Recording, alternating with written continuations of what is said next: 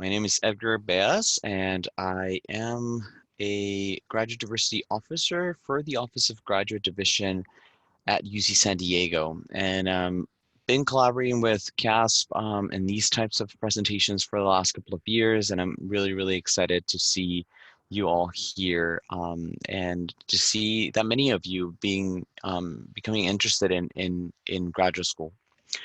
Today, we're going to go over a few items.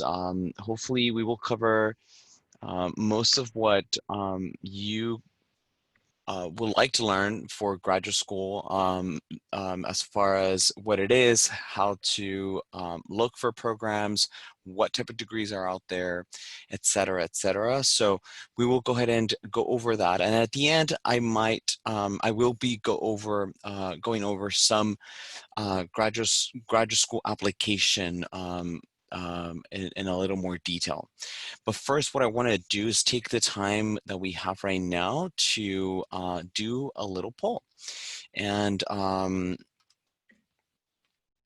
we'll do, let me launch the poll.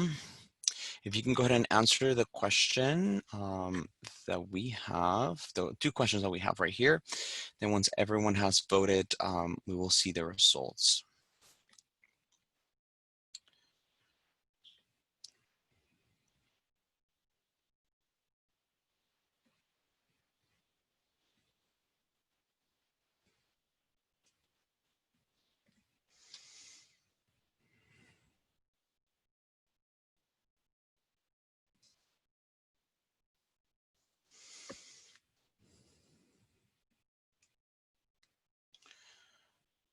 All right, it looks like most of you have voted already. If you yet have to answer the poll, please do, and we'll be finishing up in just a few more seconds here.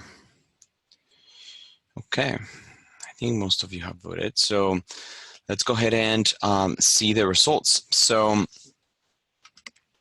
okay. So the first question was, what will your class standing be in fall 2020? And we have the majority of you are transfer students, but we have a good amount of juniors and freshmen, which is kind of an overlap there between juniors and transfers, hopefully. So great. So we have the majority today are transfer students. And then question number 2 is, how familiar are you with graduate school, types of graduate programs, et cetera, et cetera? And this is what I was looking for. Hopefully you weren't that familiar because that's why you're here, right? Today we're going to learn together and walk through these set of slides together so we can go ahead and learn more. And hopefully by the end, you can say that you're somewhat or a lot more familiar than what you were before. So we'll close this and let's move on. First, before we actually start presenting some content here, I want to make sure that if you have questions, please go ahead and put them in the chat, or I don't care, just interrupt me. We're a close in a close right here in a closed space, and I want to make sure that if you have questions about anything that I'm going through, just stop me and ask it. Okay, I will make sure that I do that. Okay. So one thing I want to mention is that graduate school is one option as a trajectory, as a career that you can do. And it's an option that sometimes comes in,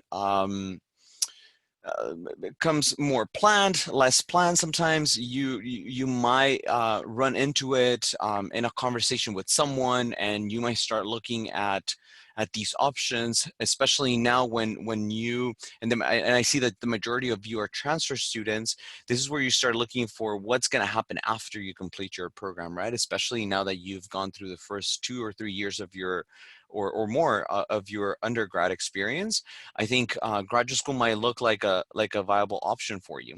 So this just shows the trajectory sort of what higher education and what some students do.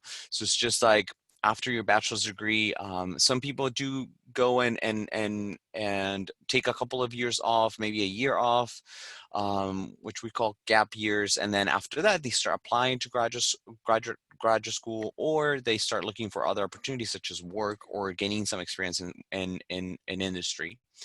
So that's just to illustrate a little bit about what the trajectory is. But in order to know more about a graduate degree is and what graduate school is, a graduate degree basically encompasses any graduate education that is beyond the bachelor's degree, right? Any research, any study, any teaching that is done beyond your years at UC San Diego or any other undergraduate institutions that you attended. The main differences between an undergraduate degree and a graduate degree is that number one, you'll be surrounded by like-minded individuals, meaning that in your graduate degree, you more than likely choose the topic and the field that you want to pursue. And you're going to be surrounded by individuals who have the same passion as you. Classes are much more interactive, and you have to think on a different level. That means basically that when you're in a graduate program, instead of having a 500 student or a 100 student class, you will have maybe a smaller class. There might be 10, 15 students, 25 students in your classroom. All of them will be pursuing the same graduate degree that you are. And you will have to be collaborating and talking a lot more, because a lot of these classes are going to be more discussion based. There's more time spent writing and researching, so therefore there's less structure and a little more freedom, in the sense of there will only be, in certain programs, there will only be a set of classes and courses that you need to take. And you will know ahead of time whether whether those classes are going to be in the first year or in the second year. And then after that, you're pretty much just researching and writing. Professors treat you more like peers than students due to, again, the smaller cohort, the fact that you are thinking on a different level. You're also asked by your professors to have a higher level of engagement, right? So you're also treated by your professors like you are their peers and you are their collaborators. So that is a big difference. Now, the biggest difference is that you will be creating knowledge. So all of that body of knowledge that is out there in our books, and all the knowledge that is already been researched and created, you will be creating it for the future generations, right? So that is the biggest difference of all. Now, let's go over a little bit about what the types of graduate degrees are out there. And I'm sure that you all have heard about the different types of graduate degrees, and you have heard maybe about master's or doctoral degrees. And but I want to go ahead and make sure that I describe a little bit about what they are, right? So master's degrees are typically those degrees that you see with acronyms such as MS, MEng, MA. Those are just acronyms for them, and it just depends on the type of degree in that institution. So there are some Masters of Science, Masters of Arts, Masters of Engineering, et cetera, et cetera.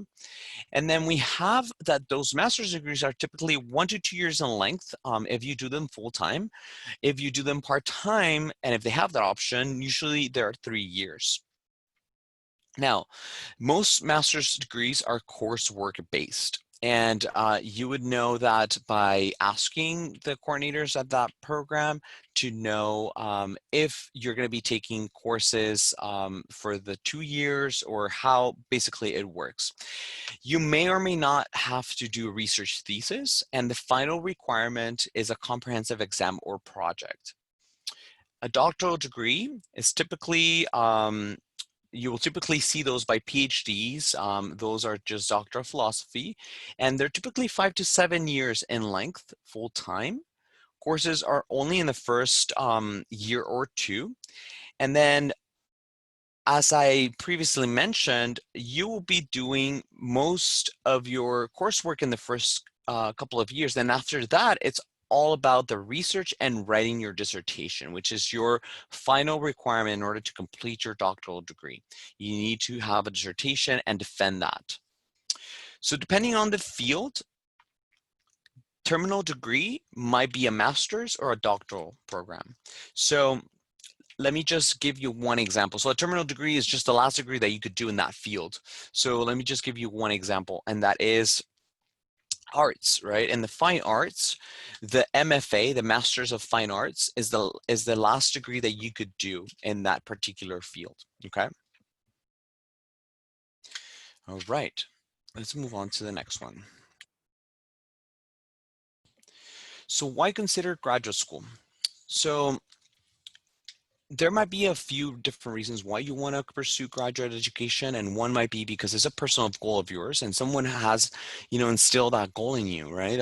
Or you have heard about what wonderful career opportunities you can access by having a doctoral degree or a graduate degree, I'm sorry. Also, you're able to meet professional standards in some fields. You can conduct research as well. And if you wanted to be a faculty member, doing a graduate degree, it is the way to go. Now, let me show you a few national statistics and data about that make the case for a graduate degree, right? So first, let's look at individuals with a graduate degree. And this data basically shows how that in 2017, data from 2017, about 8% of women aged 18 to 34 had a graduate degree versus 5% of men, right? So this just shows how individuals are increasingly attaining more graduate degrees as time has progressed, right? So as you can see in the graph there, it has been progressively increasing year by year. Okay. Also, the educational attainment component that comes with the with doing a graduate degree. So population 25 and over who have completed a bachelor's degree or higher, and as you can see the graph, basically on your left axis there, the population is in millions, and then um, the the years down below. So you can see how each year there has been more individuals doing more programs, more master's programs, more professional degrees, and more doctoral degrees, which what we're focusing on right now. Just the educational attainment has increased year by year, in all levels. Now, median earnings, just looking at national statistics about median earnings by educational attainment. So as you can see there, these are just, again, median earnings. A graduate degree will provide, a median earning of 62,000, and that's just, again, data from 2017, but it just basically illustrates the point that we're trying to make here, that graduate degree is worth it if you want to go ahead and do that. Now, oh, something happened. One brief second, I jumped until the end, and that's not what's supposed to happen. Okay. Now, if you, apologies for that. So if you think that after I had explained a few of these items, and the reason why you're here is that you might be interested in graduate school, right? So after learning all of that, when you start looking for these types of programs, you have to keep in mind a few items. So number one, you got to make sure that your GPA and your academics, your grades stay competitive throughout your undergraduate experience. You need to make sure that you have some type of research experience in undergraduate. Or if you are going for a doctoral degree, that you did a master's and some of that master's included research. You also want to make sure that you start visiting campuses, that you start checking out resources on campus, on those campuses, and you also visit the academic department. You want to make sure that that obviously I'm going to show you in a little bit how to start researching for programs online, but it is important to visit the campus before you sort of make a decision of where do you want to go. You want to make sure that you also call the academic department to find out what faculty research specialties are, and if you can get matched or introduced to a certain faculty in that department, right? So we'll talk more about that. My main recommendation at this point, especially for those of you who are transfer students, I want to make sure that you start creating a spreadsheet in which you tailored and customize your own sort of template to your needs. The most important criteria that you could have, well, not most important, but I guess the main criteria that you can have in this spreadsheet is the one that I show you here. So you definitely want to have a school that you're applying to.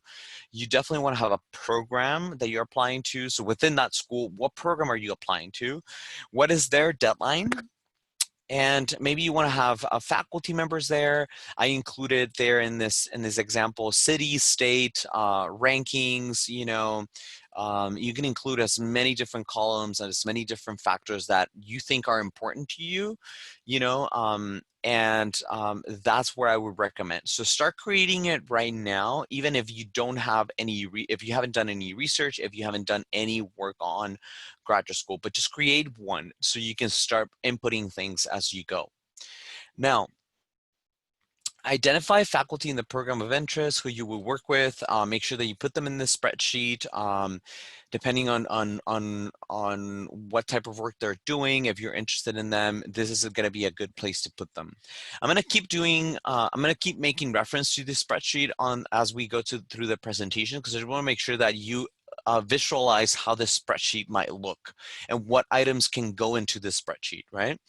So when you start researching for graduate programs, you can do that through, very easily nowadays through websites, right? So you could just search for, hey, I'm interested in political science, and I'm interested in political science programs or top programs in the country, right? So you could just Google search that and go look for different programs in different schools. Now, these are just some items that I invite you to take in consideration when you are looking at schools. So take in consideration their academics, obviously their housing for graduate students, if they admit any type of family or children, if you have or plan to have that, or be in that situation. Now, also look for student associations or clubs or that are graduate focused. Look for what types of sports and recreation, health and wellness, arts and culture options are out there for you in that institution. Also make sure that you look at what type of professional networks they work with, what type of conferences they attend, what type of professional development and career opportunities they offer their graduate students. And obviously an obvious one is geographic location. So if that matters to you, that's definitely something else you want to look into. Now, I want to make sure that we step back right here in just a moment and sort of reflect on what we could do now, because the whole point that I'm trying to make with this presentation is start looking at options, right? But also you got to make sure that you're or you start thinking about graduate school from the perspective that you are right now. So if you're a freshman or a sophomore, at this point, it's a little bit early to start sort of having or to start studying what programs you want to do, or researching what institutions you want to go. But there are some things that you can do now.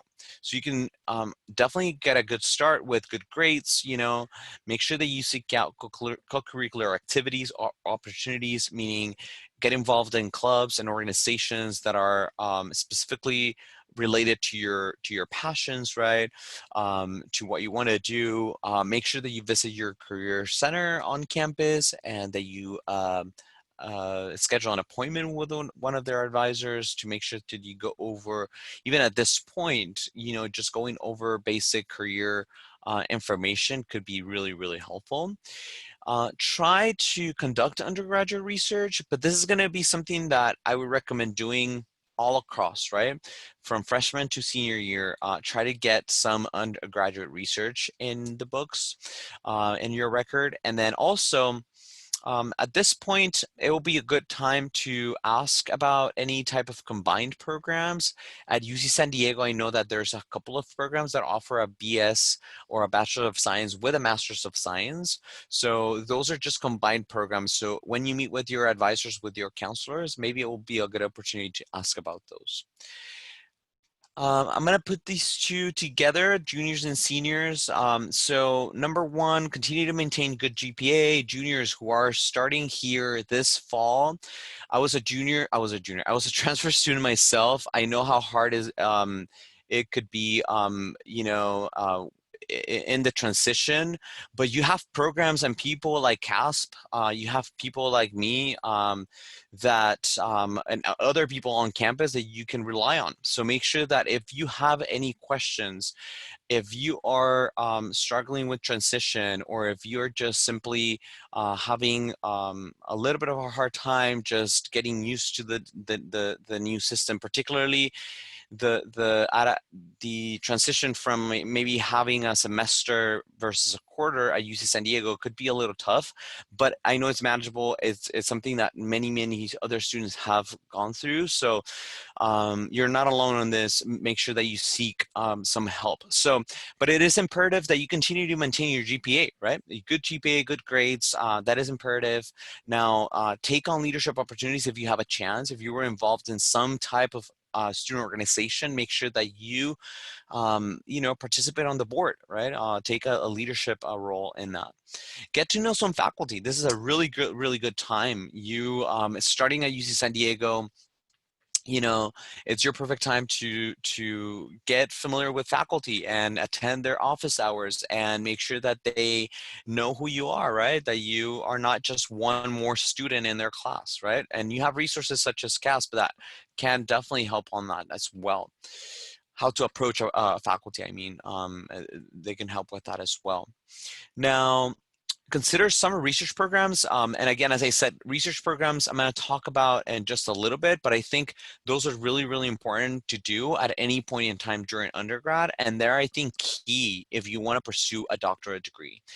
I wouldn't say that they're not key for a master's, but I think, research is needed and is a requirement for a doctoral degree. Now, another recommendation is to talk to graduate students. You can find them in the hallways. You can find them through your faculty. You can find them through maybe a friend. Make sure that if you hear that, or if you run into someone who happens to be a graduate student in that same department, or if you're introduced to somebody like that, make sure that you build rapport with them and that you ask them questions and that you ask them if they would like to talk to you for a little bit, that you're interested in graduate school and that you're just, eager to learn what they have to say. Also, make sure you conduct informational interviews, and I'll talk about that in just a little bit. And pretty much senior year, but this could be done during junior year as well, is like go to different make sure that if you have done your research, that you also showcase it, right? To continue to be involved in academic specific organizations. And did you attend conferences? This is really important, especially towards the end here of the undergraduate experience. Conferences are key just because you build a good network and that you are also involved in certain organizations that are very field specific, right? So ask your professors, what conferences do they recommend you going, right? So depending if you're in the STEM fields and social sciences and arts and humanities, there's different conferences, different events that you can go, that you can attend, especially now that a lot of these conferences are going to be either hybrid or virtual. It's important. It's important to have those under your belt and making sure that you have those in your record, because I think when you go to graduate school, they're going to look at that and it looks really good. Let me talk about informational interviewing. But before I do that, are there any questions about this graph right here? I want to make a brief stop here. Any questions about what you can be doing in undergraduate? If there are no questions, that's fine. We can move on and you can ask those at the end. Informational interviews are simply just a quick phone call or a 15-minute conversation. It doesn't have to be a long conversation with people that are familiar with the graduate program that you want to go to. Simple as that. So if you're interested in a specific political science program at UCLA, you're going to reach out to their administrators, to the advisors that work in that program, and you're going to say, hey, can I schedule some time with you to have a one-on-one and talk to you about the political science PhD program in your that you manage or that you coordinate, right? So that's a simple ask. So you're going to be at that point, you know, doing an informational interview. So number one is just preparing questions, right, for that specific meeting. And then you have to have the meeting and ask those questions. And then after that, I recommend that you follow up with a thank you and that you manage that relationship with that person. So if that person happens to just to be the graduate coordinator or the coordinator for that specific political science PhD program, it will be good to keep, in your notes, in your spreadsheet, it would be good to keep their name, right? Their name, their contact, and maybe a little brief summary of what your conversation was, in that same spreadsheet. Again, that spreadsheet, we're going to treat it like it is your go-to um, resource for graduate school, right? And it's going to be your personal go-to resource. So, so again, put all those things on that spreadsheet. Some topics for information or reviews, you can ask about what types of summer research programs are available for you as an undergraduate right now. So you can ask about that. You can ask about what are some specific admission requirements that they have, if they can connect you with faculty or introduce you to some graduate students. You could also ask about money that they support their graduate students with, and what type of other support are available through that program. Now, I talked about research and the importance of doing research, right? So in order to find research experiences, there are a couple of websites that I would recommend that you go to.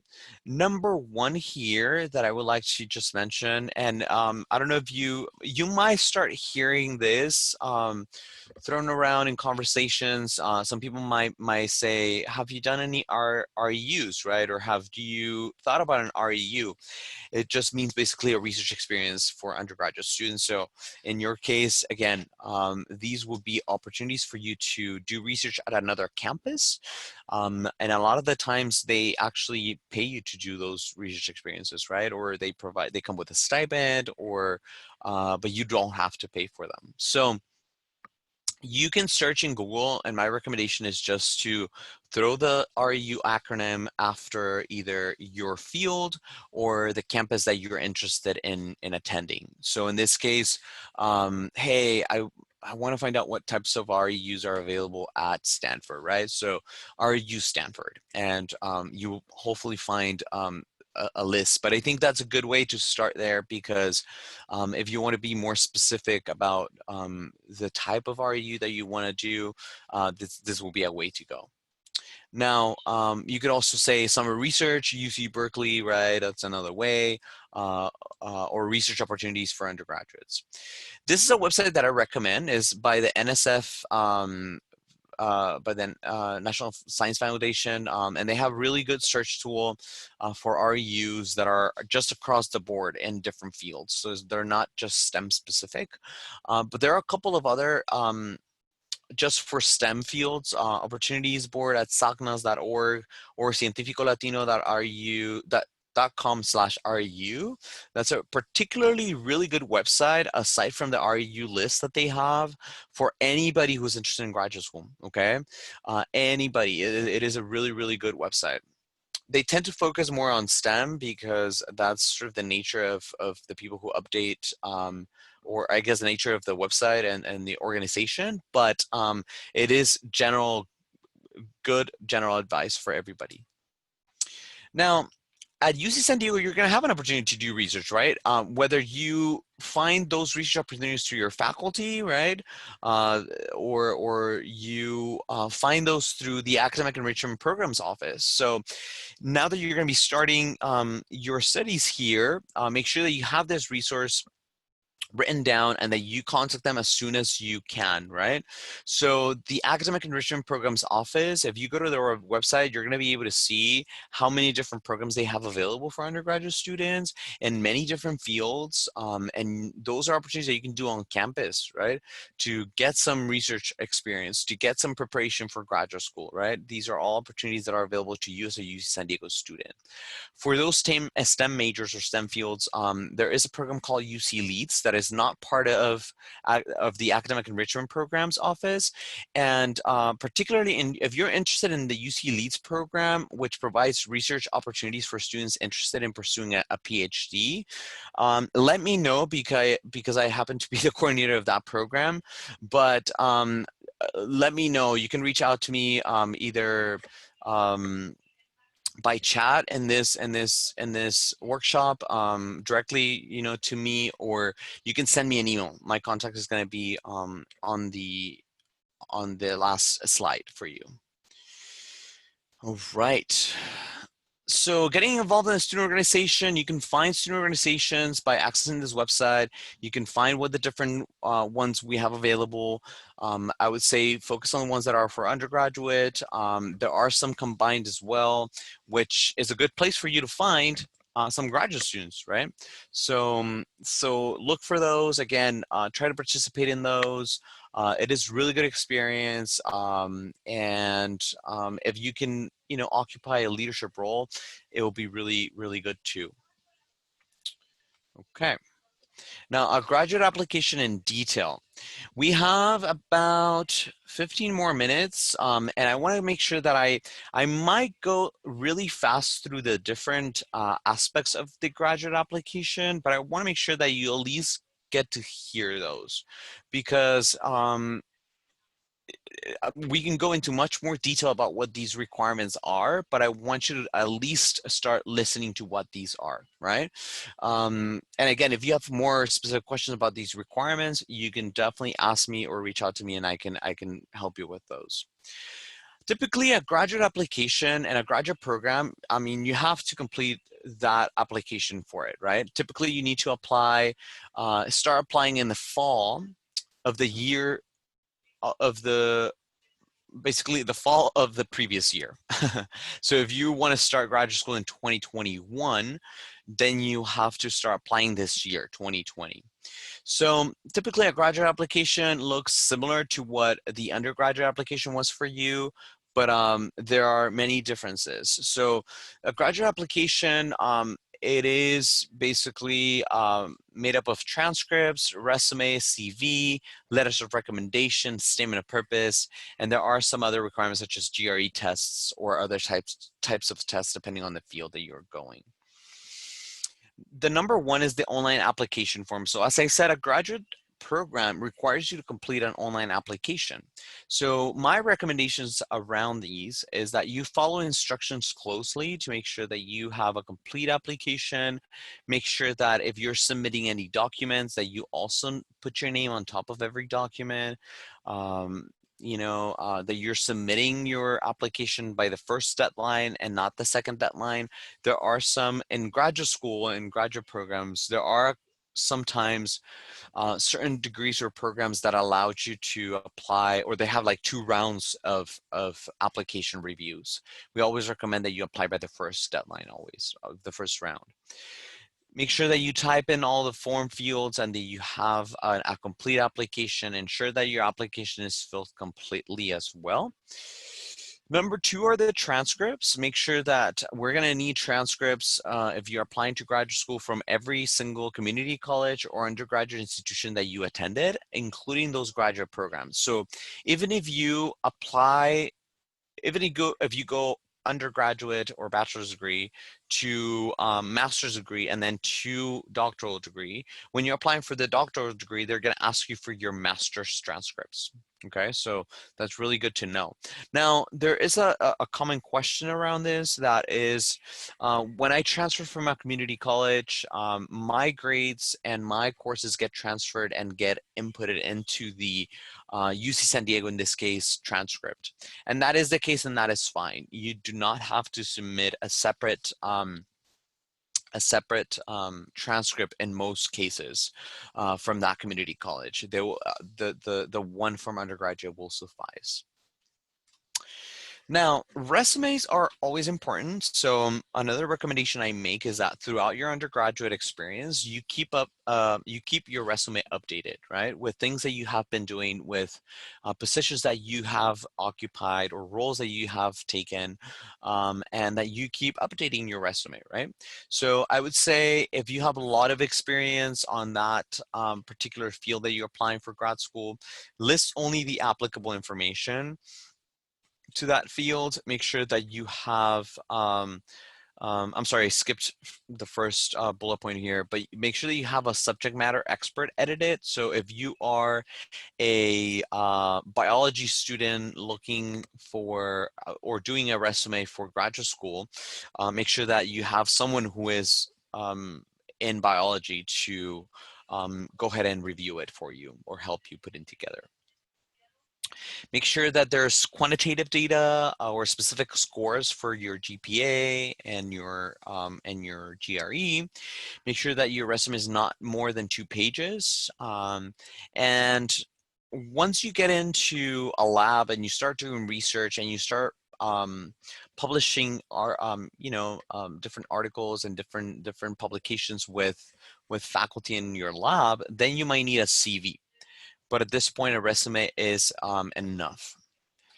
Now, letters of recommendation. So preferably, letters of recommendation should only come from faculty. So this is, again, why it's so important that you, even as a freshman, keep that in the back of your mind, right? Hey, it's important for me to build rapport with faculty, make sure that if there's faculty that I think that are giving me this class, that are teaching me this class about a specific type of topic in engineering, and you're an engineering student and you're really, really passionate about that course, that you connect with the faculty, because that could be a potential letter of recommendation for you, So again, seek and be strategic about the specific faculty that you're reaching out. Do not submit personal letters from friends or family. Typically, you want to categorize your letters, so you want to make sure that you have the first top letters from faculty. Second tier would be like your letters from managers, supervisors, or other people. Third tier will be, I don't know, an acquaintance or a colleague or whatever the case may be. But again, just categorize your letters and make sure that you submit the top ones. Letters must be from individuals who can speak to your research or academic performance.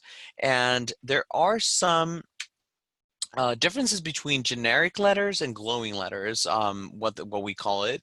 And this typically is determined by both the person that asks for those letters and the faculty that is writing them. Oftentimes faculty will say, send me your resume, send me what you're looking for in the letter, and I'll write it for you.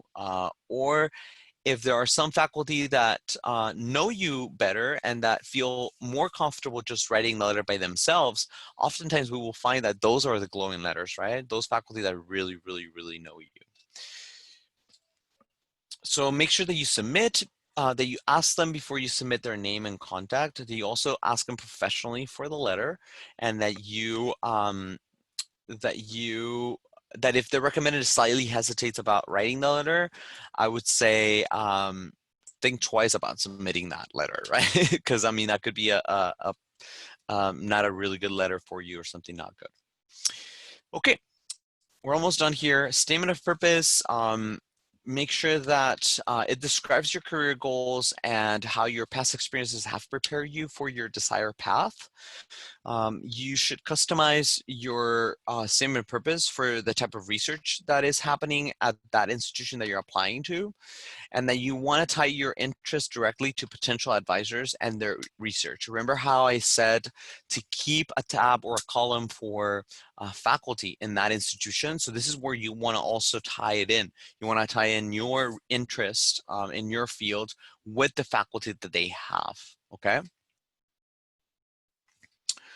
What is the best time to take the GRE? The best time is the spring of junior year. So for those juniors, those transfer students that are here in this presentation, spring, spring. Prepare to take the GRE in the spring of your junior year. I hope that this doesn't stress you or anything. Just make sure that you know this and you have this in your back of your head, and that you're also sort of planning for it, right? Again, there's something really, there's a parenthesis that I would like to make here before I move on to the next slide, which is due to the pandemic and due to, well, I guess I'll just go with the pandemic. So due to the pandemic, there are a lot of different institutions now that are waiving or going away with requiring the GRE test, right? I don't know how long that requirement is gonna go away. That's why my general recommendation is that you do it. But just so you know, there are certain institutions, certain programs that are not requiring the GRE starting next fall. So that is something really interesting. There is a bigger nationwide conversation about the GRE and standardized testing and all of that. So even before the pandemic, there were some institutions that were still going away with the GRE and not requiring. So we've just seen this trend increase more and more. So maybe, who knows, when you apply it in a couple of years or in 3 years, the GRE might be completely gone. I don't know. I'm not trying to forecast here or anything, but I'm just saying that's sort of the trend that we're seeing. Less and less institutions are requiring the GRE. The GRE is just a graduate record exam. It's like the SAT, so you take it. There's like 3 sections: math, verbal, and writing. And you get your score, and you submit that score with your graduate application. Tips on the GRE: take the GRE even if the school does not require it. So yeah, that is important. And again, even if there's a pandemic and there's everything else, take it. Plan to take it in the spring of next year. Take free practice exams to be familiar with the format of the exam. Make sure that you watch for score submission deadlines to make sure that you comply with those deadlines when you're applying to grad school. Other than that, we're now going to transition into our conversation that we're going to have, but I want to make sure that we have this website here, which is the grad division website, where you can find my contact information and you can reach out to me, and please do. I would say if you like the content that I delivered today here, or if you have any questions remotely about graduate school or any type of summer research programs or anything like that, I'm more than happy to answer any of those things. If you call me, email me, or we can just jump into a Zoom call or whatever the case may be. So at this point, I want to make sure that you have time to ask questions, because I know that you do have questions. I went really fast through the set of slides that I have, and I want to make sure that that you can ask those questions, whether you want to speak and ask it, or you want to put it in the chat, and then I'll make sure that I talk about it. So I'm gonna go ahead and stop my share here, and I'm just gonna go back to my camera so I can answer any questions. So please, anything that you have in mind about graduate school, graduate programs, degrees, summer research, anything else.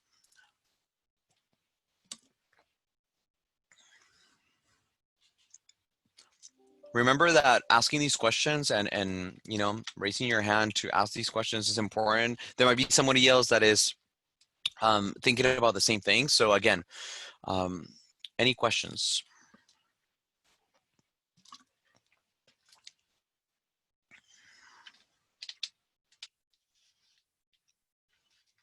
No? Carolina? Yep. Hi. Just the cost of applications alone. Mm-hmm. Is there any kind of fee waivers, or what should we expect as far as the cost of it? Of course. Thank you. That is a really, really good question. So graduate applications, as Carolina mentioned, they come with a cost. There are oftentimes fee waivers that you can find through different types of opportunities. So one easy one that I would mention is you can find fee waivers through different opportunities to meet recruiters. If you have an opportunity to meet a recruiter from a specific conference or a graduate fair, um, either on campus or by attending one conference in this case that might be specific to your field, oftentimes there are institutions just going. Like I also recruit for UC San Diego graduate programs, and I could tell you that all the conferences that I attend in the fall, they're just giving away free waivers, you know, across the board. So, and that's just not us; it's everyone. So try to find those by attending conferences. Also, I have a big, big thing for just asking. And one thing that I tell my students is like, just ask. The worst thing that they can say is no. So when you are looking for graduate programs, even if I mean, you didn't meet them at a conference or whatever, if you're interested in, I'm going to give another example here, in a visual arts master's program, and you're thinking of applying, and you want to go to, I don't know, Berkeley, call them and say, hey, do you offer, I'm at UC San Diego, I would like to know, maybe have fee waivers or whatever. And I think I mean, the worst thing that they could say is no, as I said, but if they say yes, then you just saved $150. So that is a really good point. Thank you, Carolina, for mentioning it. And please feel free to reach out to me because I have other specific websites or places where you can find or organizations that you can join. You can find fee waivers, but we can save that for another conversation. But in general, it's just finding those through recruiters or campus, on campus, right? Thank you for your question. We have a question in the chat.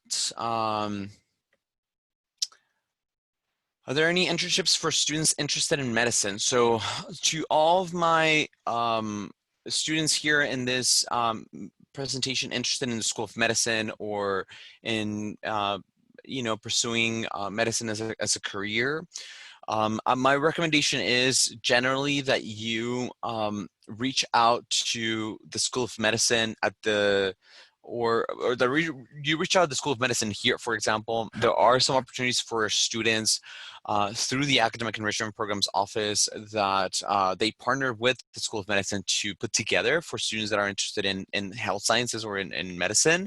But there's also internships that you can find through the academic enrichment programs with the Red Cross, for example, or for, there are different organizations that they have a directory of all of those organizations that offer internships. So again, Academic Enrichment Programs Office, great resource. Thank you, Agustin. Any other questions? I see more people in this call. Seeing people can ask questions. Okay. I know this is a Zoom environment. It's hard, right? It's you might not feel comfortable asking them here, but if you want to reach out to me again, please utilize me. I'm always happy to talk to anybody, especially if you again, you're a freshman or transfer in this institution. Those transfer students, again, I was once in your place, so if you want to connect with me, please do. I'm more than happy to help in any way I can. Okay. Oh, okay. We have a question from Sarah or Sarah. Are there any opportunities to participate in internships abroad? So internships abroad, yeah, through the International Students Programs Office, you can find internships abroad that can help with getting experience. So for sure, on campus, there will be resources and advisors who can give you a list of opportunities that you can consider to do internships abroad. I think for graduate school, whether they're abroad or here domestically in the country, both are important. Thank you, Sarah. Any other questions?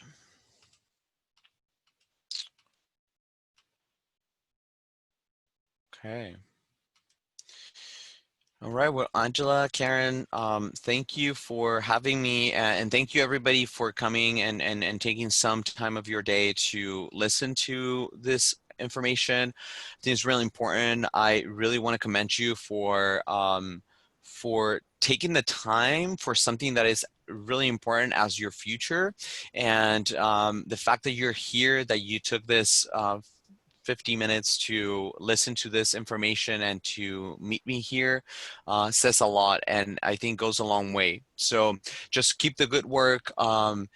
Keep going and putting yourself in those places and those spaces where you can learn, and hopefully we'll see you on this side, right, on the graduate school side, and we can see you again pursuing a graduate degree soon. Katie is asking, how should you study for the GRE? There are a variety of different resources through in the internet that you can find to study for it. There are certain courses that you can take as well through in San Diego. There's like San Diego State Extension offers a course for the GRE. I think UCSD also offers some opportunities for that.